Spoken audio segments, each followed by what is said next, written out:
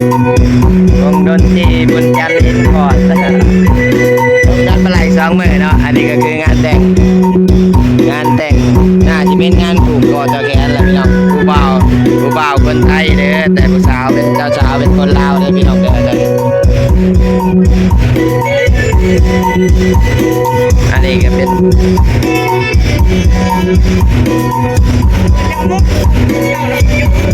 แม่นเลย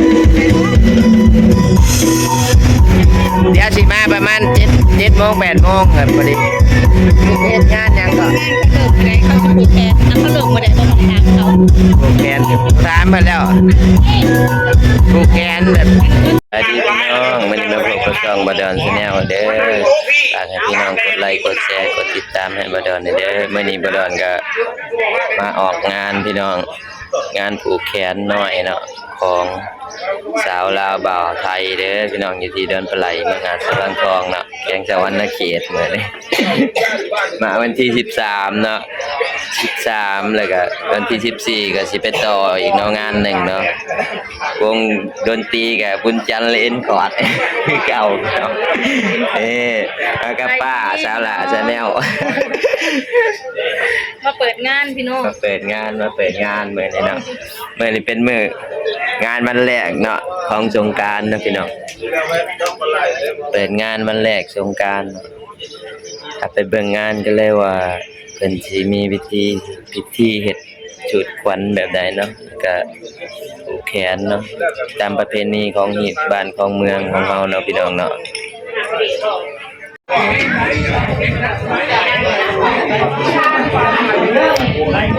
อันนี้ก็เป็นพิธีสู่ขวัญเลยพี่น้อง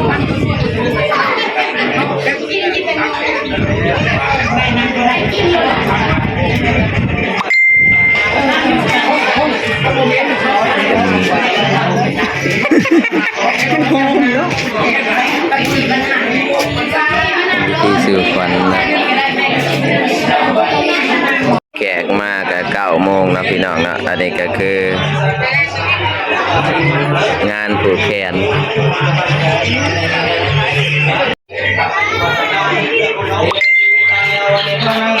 สามีตุติยมปิธรรมังอธิสิวิตังยาวนิพพานังสนังสามีตุติยมปิสังฆังอายุวัตนังติสิวิตังยาวนิพพานังสนังกัณสานามิอิติวิสุสมาสัมพุทโธวิสาจารสังโฆสุขโตโรกวิโตอันตโรปุริสาธรรมสารติสตาชนะมิทุปะภวตุการะอิสาตุสังวกัสมิอาหุนโยดักขินโยอัญชลิกรานิโยอนุตตะปุญญาเกตังโลกาสานติสัพพะพุทธานุภาวินาสปัตตมะนุภาวินาสปัสสังฆานุภาวินาพุทธารัตนังธรรมารัตนังสังฆารัตนังทินารัตนังอนุภาวินาชาตุลาสีวิสตมะคันธานุภาวินาปิตกาจญานุภาวินาสินสาวกานุภาวินาสัพเพเตโรกาสัพเพเตปยาสัพเพเต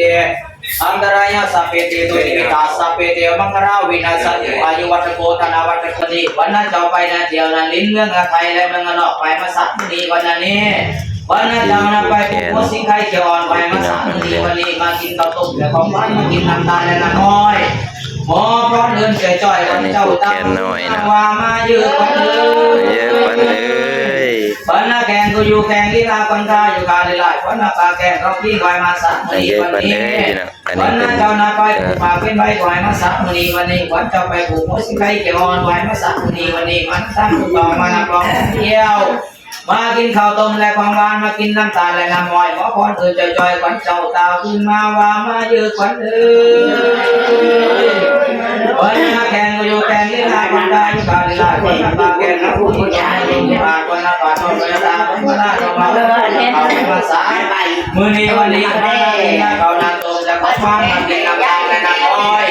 ให้มาเจ้าตาขึ้นมาก็สิมีลาบซีนแล้วก็ข้าวปุ้นเด้อพี่น้องเพิ่นเฮ็ดในงานเพิ่นเนาะเพิ่นเฮ็ดในงานก็สิมีลาบซีนแล้วก็ข้าวปุ้นเนาะบรรยากาศในงานแขกยังจะได้มาเนาะเพิ่นเชิญแขกมาก็9 โมง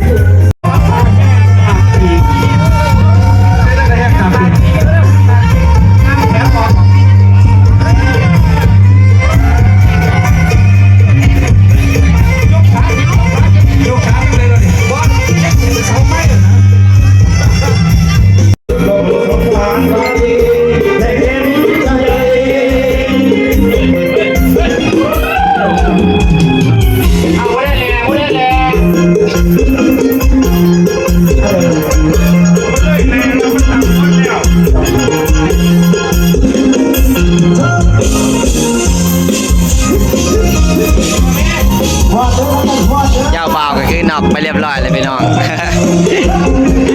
อันนี้งานเนาะงานแต่งกับผูกแขนน้อยเนาะพี่น้องเนาะสาวลาวบ่าวไทยเด้อพี่น้อง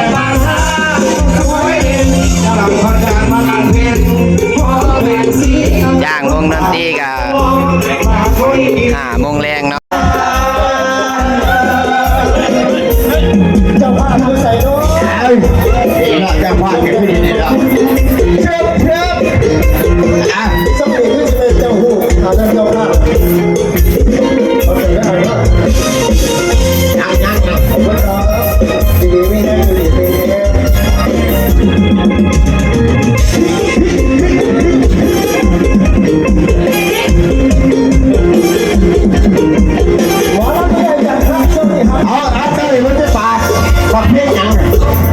เอาถอยวะก่อนจะเริ่มเพียงนะว่าได้กับมวนก็อยู่ไอ้กับมวนที่ดีเนาะมาไปจอดเด้อไปลองทราบไปลองพยายามจะให้เราแหละเฮ้ยเอา พี่น้องวันนี้ก็จบลงอีกแล้วพี่น้องงานหนึ่งเนาะงานผูกแขนหน่อยเนาะของผู้บ่าวฝั่งไทยและก็ผู้สาวฝั่งลาวเด้อพี่น้องก็ขอให้เพิ่นเฮงๆรวยๆเนาะมาดอนก็บ่มีหยังหลายเนาะก็ขอบคุณเจ้าภาพเนาะที่จ้างงานมาเนาะก็ขอให้เพิ่นเฮงๆรวยๆแล้วก็สุดท้ายนี้ก็ฝากให้พี่น้องกดไลค์กดแชร์กดติดตามให้บ่ดอนเด้อบ๊ายบายสวัสดีครับเจ้าภาพเพิ่นก็น่าฮักขนาดพี่น้อง ว่ามันมาแต่วัดสุรินทร์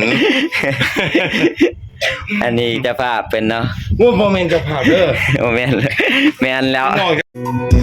วงดนตรีบุญจันทร์อินคอร์ดวงนัดมาหลาย2 มื้อเนาะอันนี้ก็คืองานแต่งน่าจะเป็นงานผูกคอตะแขนแหละพี่น้องผู้บ่าวคนไทยเด้อแต่ผู้สาวเป็นเจ้าสาวเป็นคนลาวเด้อพี่น้องเด้อ